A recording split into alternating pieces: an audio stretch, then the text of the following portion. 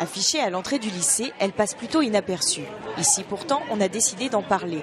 Ce matin, pour cette classe de première S, un temps a été consacré à la question.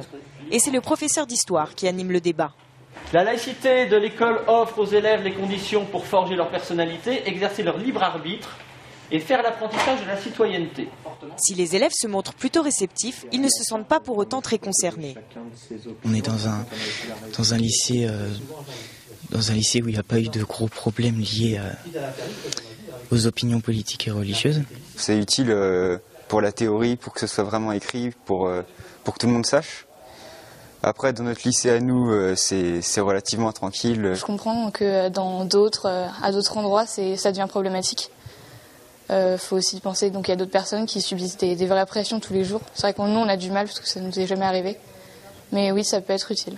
Car si la charte rappelle les grands principes de l'école publique, elle vise avant tout à lutter contre le communautarisme constaté dans certaines grandes villes. Aux Herbiers, on en est loin, mais l'affichage de cette charte permet aux élèves de réfléchir à la question. Ça peut être l'occasion pour eux d'engager un travail de meilleure connaissance des autres, de discussion entre eux.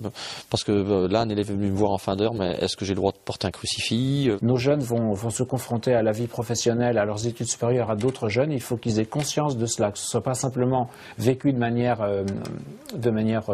passive et assez facile. Il faut qu'il y ait une réflexion, d'où l'intérêt d'organiser des débats dans les classes. Aller au-delà du simple affichage et créer le débat, c'est donc l'objectif ici, au lycée Jean Monnet. Dans chaque classe, un temps y sera d'ailleurs consacré.